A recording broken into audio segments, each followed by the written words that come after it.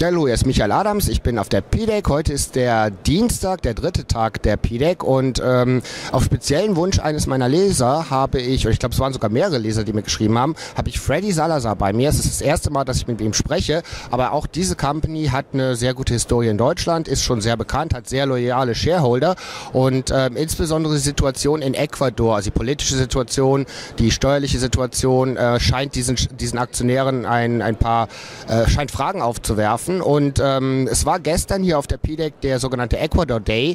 Es gibt dort ein neues Minenministerium und ja, neben einem kurzen generellen Teil möchte ich gerade über diese Situation jetzt mit Fredy sprechen. So Fredy, thanks for taking the time to talk to me.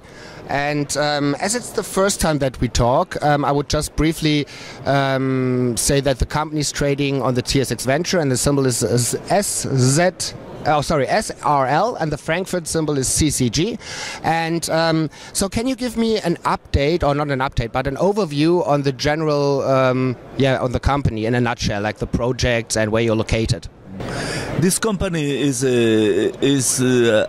Salazar Resources, is listed in the TSX Venture and the CCG in Frankfurt. Our company is in focus. Our company is in focus in exploration in different parts in South America, and but our main project is in Ecuador. Is the Curipamba project, where we have identified a resource over 10 million tons with a grade 2.3% copper, 3 grams gold, 3% zinc, and 55 grams silver.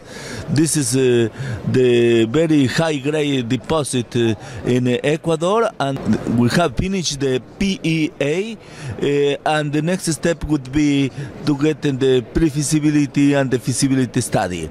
That is the plan for the company for the following years, but in addition, the company is in focus in exploration because Salazar is an exploration company, and now we are trying to explore in the north of Ecuador, in the Colombia country, trying to identify new projects, try to add value to our shareholders in Germany and in Canada. This is the target for the next year. Well, we have another project in Ecuador, Santiago, which it's a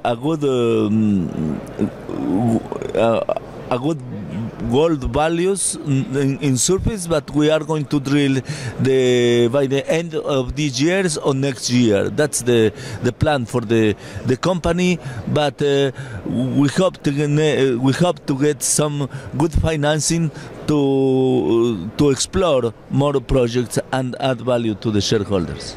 Okay, and that sounds interesting. Let's talk about your background. You're a geologist by education, and you have been credited with the discovery of Fruta del Norte, right? Yeah, well, I was involved in the discovery of Fruta del Norte because we show the investors in Ecuador what's the best place to invest, and I advised them that Fruta del Norte, where is Fruta del Norte, it's the best location for exploration, and Aurelian in that time started the exploration at this big discovery. Right, and the rumor was at that point in time is that Fruta del Norte was a really good project, but that you still kept the best project you have in your portfolio for your company Salazar, which is named after you. Is that right?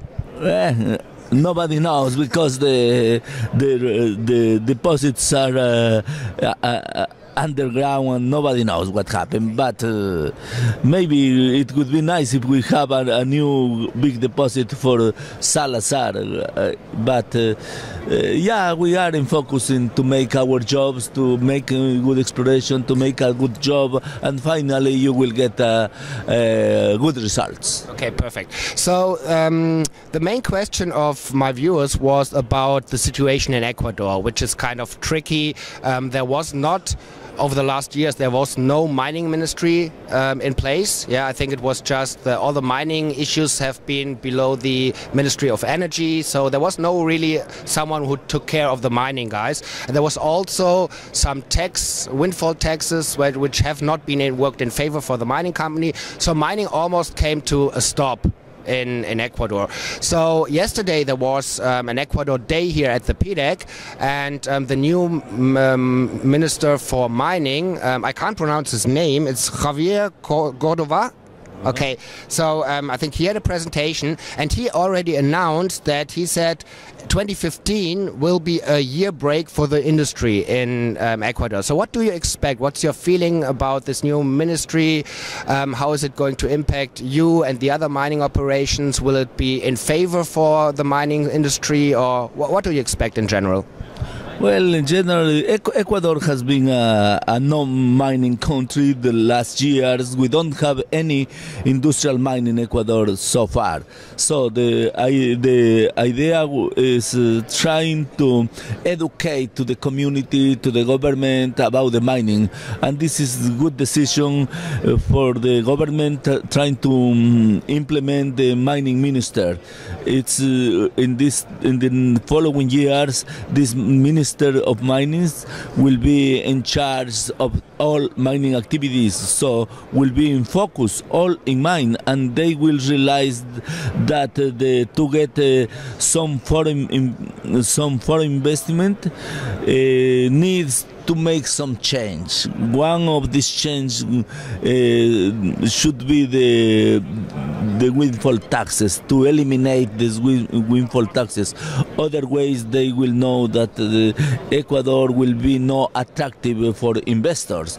So we hope the change will be soon to improve the mining investment in the country. Right. And have you already talked to the new minister in person? So do you have a direct... Yeah. We've been in touch with with Javier Cordova, who is a mining minister, and advising we need to change fast, as soon as we can, because the mining industry in Ecuador needs change. He says, okay, Ecuador needs to simplify all the papers to get the permits to drill, permits to exploit. But I think the things improve in the future for the Ecuador. Okay, what's your idea, or what's your feeling about how long this will take until Ecuador has a real mining law and system that you can work with? Is that a year, 2 years, 5 years? What's your feeling? Of course, I'm not pinning you down. Well, nobody knows, but I guess that by end of this year, the Ecuador will implement some change in the mining law. And I hope in this process, all the companies will be involved discussing the change for the new mining law. Okay, and I feel that this Ecuador Day, which happened yesterday at the PDAC here in Toronto, was maybe the first step to tell the world that Ecuador is changing, to try to get the trust and the confidence of the investment community back. Yeah, so that they're actively communicating what they want to do. Is that your feeling too? So from this Ecuador Day, that it was received pretty well from the investment community? I think yesterday during the Ecuador Day in this PDAC was very successful. Lot of people, lot of interest in Ecuador, and Javier Cordova did a deal trying to implement this change.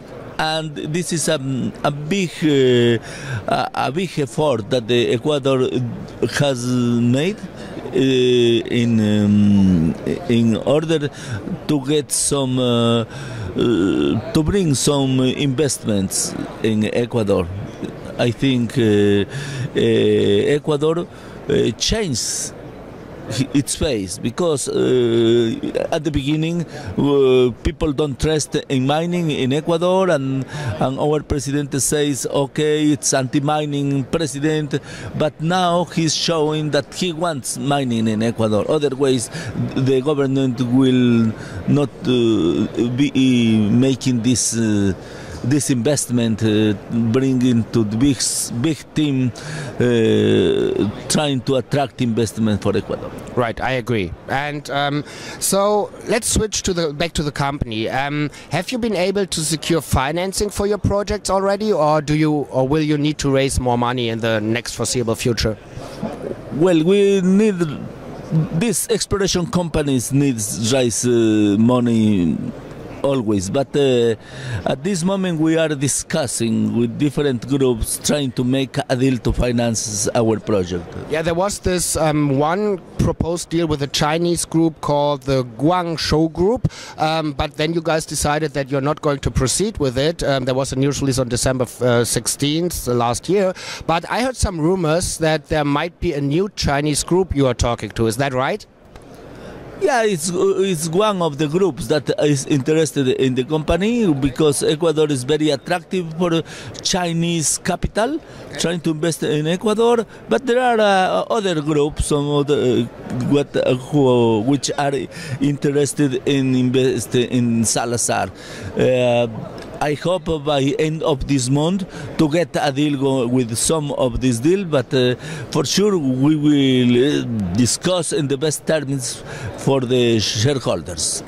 Okay, perfect. Yeah, and that's my last question, actually, or my last comment. I read a little bit in the bull boards in Canada and also in Germany, and some of your shareholders in the past have not been happy with the shareholder communication, but you're aware of this, and there's some internal changes. I think your son is now taking care of the shareholder communication, so he has a very close link to you. So is that one of your goals for 2015, to better communicate what's going on in the company to your shareholders? Yes, and I decided to make this change with my son, who knows everything internally for the company, for the familia, and would be in charge for investor relations for the following days, and we hope to get a better communication between the shareholders and the company, and update different staff in the company. Okay, perfect. So, and this video interview is a first step in this way, right? So thank you very much for taking the time, and I will update my viewers. And I think you have a very interesting company. You're suffering a little bit from the political situation, but if this is going to change, and especially with your track record, my feeling is that this will be a pretty good investment for my readers. Thank you very much, Fredy. Thank you.